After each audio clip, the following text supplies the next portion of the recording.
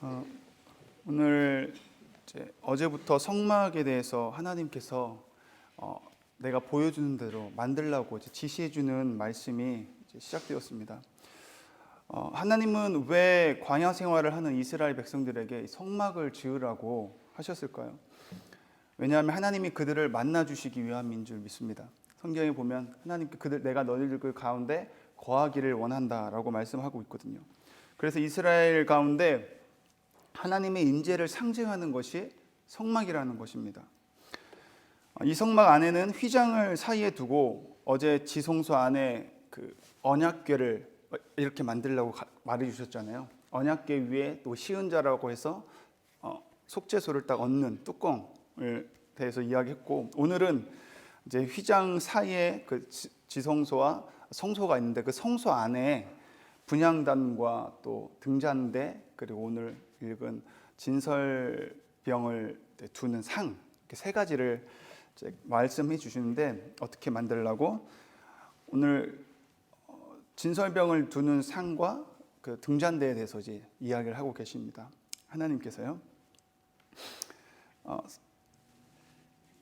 성소의 이 두 가지가 이제 오늘 만들어지게 되는데, 그럼 성소는 어떤 의미를 가지고 있는지 두 가지 의미가 있는데요. 첫 번째는 우리의 죄를 씻는 의미, 속죄의 의미를 가지고 있고요. 또 하나는 하나님이 우리와 함께 하신다라는 의미를 가지고 있습니다. 그래서 출애굽기 어제 말씀에 보면 25장 8절에 내가 그들 중에 거할 성소를 지으라고 말씀하고 있잖아요. 하나님 우리와 함께 하신다라는 의미를 가지고 있어요. 마찬가지로 예수님의 이름에도 두 가지 의미가 있습니다. 예수님의 마태복음 1장 21절에 보면요, 예수님의 이름에 대해서 이야기를 하고 있는데, 예수님은 자기 백성을 저희 죄에서 구원할 자라는 의미를 가지고 있죠. 그리고 마찬가지로 마태복음 21장 23절에 보면요, 처녀가 잉태하여 아들을 낳으리니 그 이름을 임마누엘이라고 합니다. 임마누엘은 하나님이 우리와 함께 하시다라는 의미를 가지고 있거든요. 마찬가지로 예수님의 이름에도 이 두 가지 의미가 있다라는 것입니다. 그래서 성막은 곧 또 예수를 예표하는 거예요. 예수에 대해서 이야기를 하고 있는 거죠. 그렇게 오늘 진설병을 두는 상과 등잔대를 만드는 데 쓰여지는 또 모든 재료에 대해서 어제 말씀에 봤듯이 무엇으로 만들었습니까? 그 모든 재료는 그냥 어디서 임의로 갖고 온 것이 아니라 모든 성도들, 이스라엘 백성들이 자원하는 마음으로 기쁨으로 드리는 그 예물로만 만들어졌어요. 그것만 하나님이 받으신다고 했습니다. 그러면 그들 중에 기뻐하는 마음이 아니고 자원하고 순전한 마음이 아니라 이거 아까운다고 드리는 그 예물은 하나님이 받으시 않는다는 거예요. 오늘도 마찬가지로 진설병을 두는 상과 등잔대도 그렇게 하나님이 기뻐하시는 예물을 드린 자들의 그런 예물로만 만들어진 거겠죠. 그것을 보면서 저와 여러분이 예배를 드리는 데 있어서 하나님 앞에 예물을 드리는 그 일에 있어서 자원하는 마음, 기쁨으로 드리는 마음이 있어야 되는 것입니다.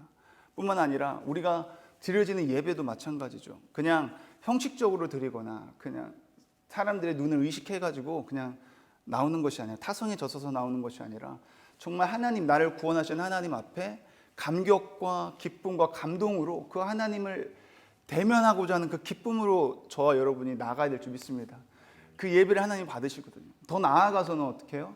예배, 공예배만 뿐만 아니라 우리의 삶의 전체가 예배인 줄 믿습니다.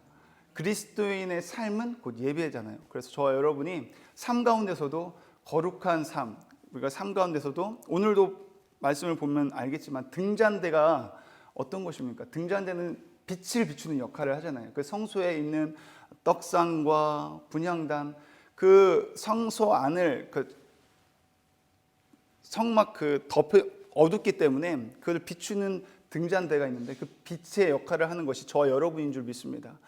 빛 대신 하나님의 자녀, 그럼 저와 여러분은 빛의 자녀인 줄 믿습니다. 그렇다면 이 세상 가운데 빛을 전하는 삶을 살아야 돼요. 오늘 마태복음 또 5장 15절에서 16절 보면요, 빛에 대해서 이야기를 하고 있는데요. 한번 찾아볼까요? 마태복음 5장 15절에서 16절에 예수님께서 산상수훈 가운데 설교해 주실 때 정확하게 빛에 대한 이야기를 하더라고요. 마태복음 5장 15절에서 16절을 보시면요, 사람이 등불을 켜서 말 아래에 두지 아니하고 등경 위에 두나니 이러므로 집안 모든 사람에게 빛이 있느니라.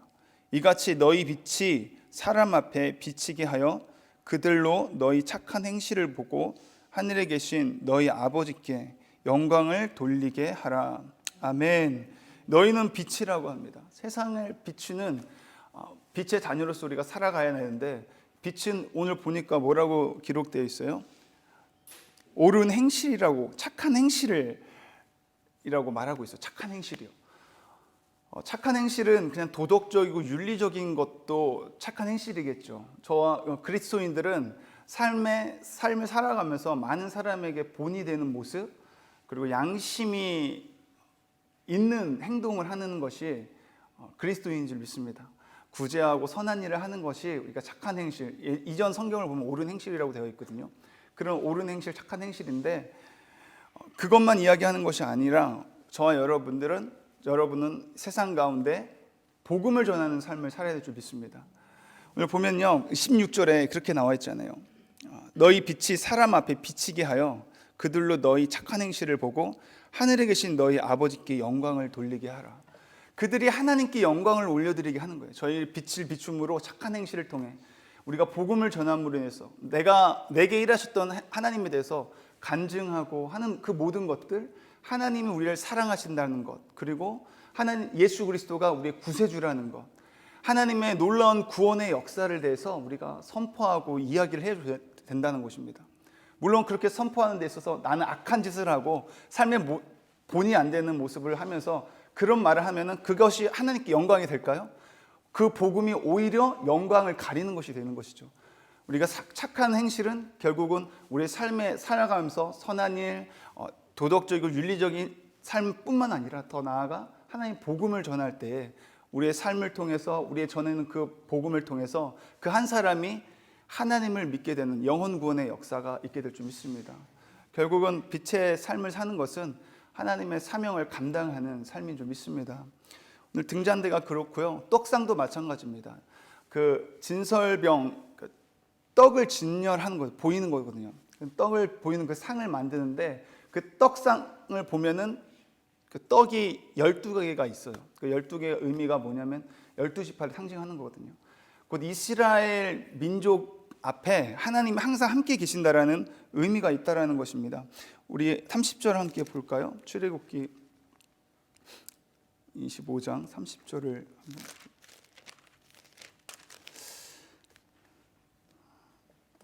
상 위에 진설병을 두어 항상 내 앞에 있게 할지니라. 항상 하나님 앞에 그것이 있게 하는 것이죠. 진설병을 두어서 상 위에 두라는 것입니다. 이게 무슨 말이냐면 항상 하나님을 살아가면서 너희가 의식해야 된다 이거죠. 항상 하나님 우리와 함께 있는 줄 믿습니다. 근데 문제는 우리가 살아가면서 하나님이 나와 함께 있다라는 것은 머리는 알지만 내 삶 가운데 하나님을 의식하지 않는 삶을 살 때가 너무 많다라는 거예요. 저희 교회의 표어가 무엇입니까? 내 앞에 계신 하나님을 항상 의식하자잖아요. 우리가 하나님을 의식하며 살게 되면은 어떤 현상이 일어날까요? 하나님 말씀을 보게 될 줄 믿습니다. 하나님 말씀과 함께하게 될 줄 믿습니다. 왜냐하면 오늘 떡이요, 예수님께서 그렇게 내가 생명의 떡이다.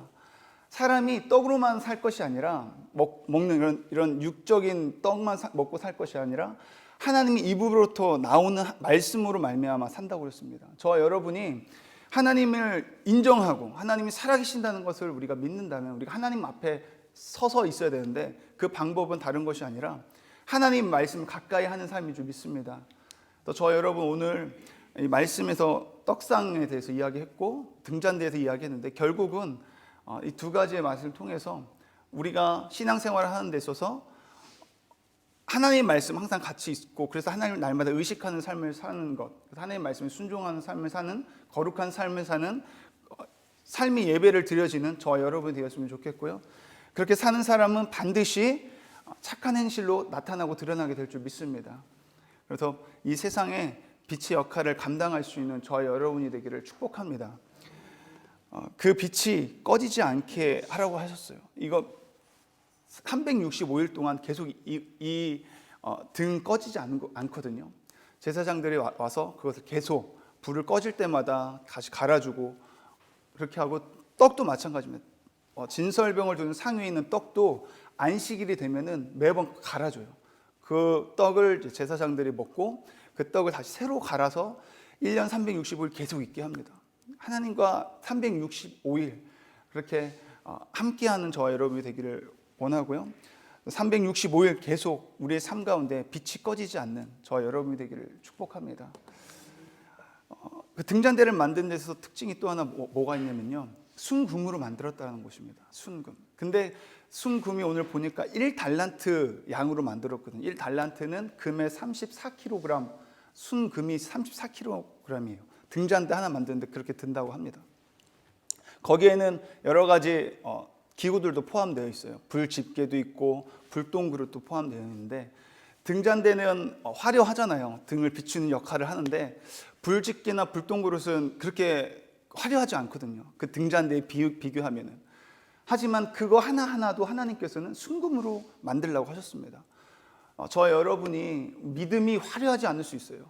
우리의 삶이 되게 특별하지 못할 수도 있습니다. 하지만 하나님께서는 그 한 사람 한 사람 정말 순금으로 다 만들었다는 사실을 저와 여러분이 잊지 아니하시고, 나는 하나님 앞에서 정말 존귀하고 가치 있는 삶을 사는 존재다라는 것을 의식하면서 또 살아갈 수 있는, 그래서 하나님께 늘 감사와 경배와 찬양을 올려드릴 수 있는 저와 여러분이 되기를 축복합니다. 기도하시겠습니다.